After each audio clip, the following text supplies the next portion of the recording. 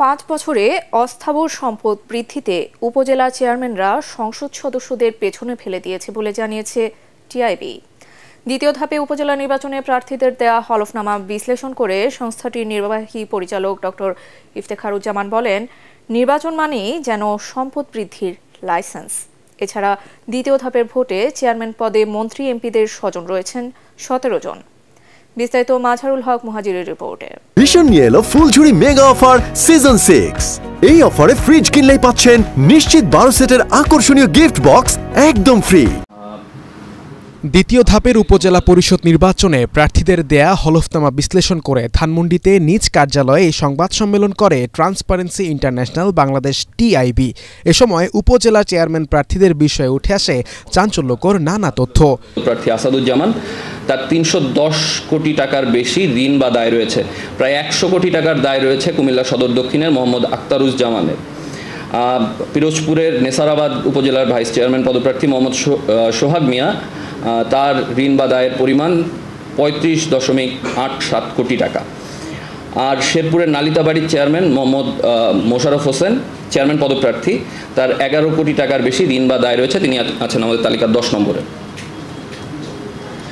আমরা মামলাগুলো দেখার চেষ্টা করেছি প্রার্থীদের মধ্যে। আমরা দেখছি যে সার্বিকভাবে এই দ্বিতীয় ধাপের নির্বাচনে যারা অংশগ্রহণ করছেন তাদের 13.13% বর্তমানে কোনো না কোনো মামলায় অভিযুক্ত।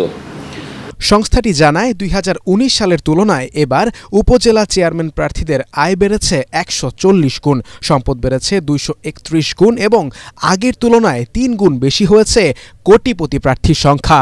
সাধারণত ধারণা করা হয় যে রাজনীতির সাথে এবং জনপ্রতিনিধিত্বের সাথে জনপ্রতিনিধিত্বের অবস্থানের সাথে নিজেদের সম্পদ বিকাশের একটা সুযোগ বা লাইসেন্সের মতো একটা পরিস্থিতি বাংলাদেশে বিরাজ করছে।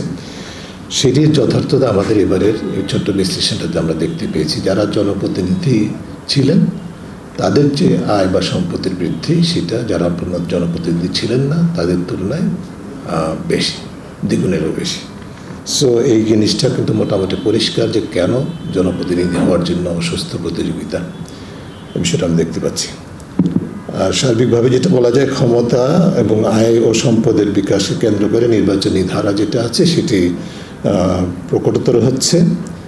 এখানে রাজনৈতিক আদর্শ, এমনকি দলীয় আনুগত্য বা দলীয় আদর্শ বা দলীয় শৃঙ্খলা, সেটার কোনো বাস্তব উপস্থিতি ক্রমাগতই কমে আসছে।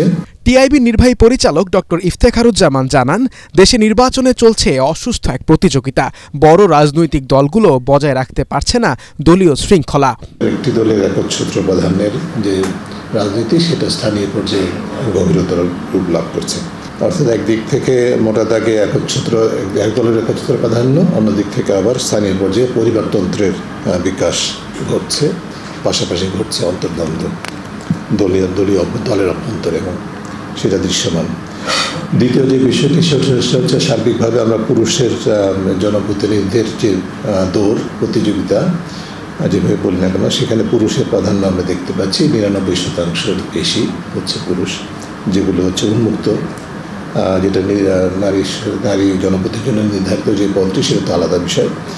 এদিকে মন্ত্রী এমপিদের স্বজনদের অংশগ্রহণের হার বেড়েছে প্রথম ধাপের তুলনায়। দ্বিতীয় ধাপের লড়াইয়ে চেয়ারম্যান পদে মন্ত্রী এমপিদের স্বজন রয়েছেন 17 জন। এছাড়া এবারে নির্বাচনে অংশ নেয়া প্রার্থীদের মধ্যে 71% ব্যবসায়ী বলে জানায় টিআইবি।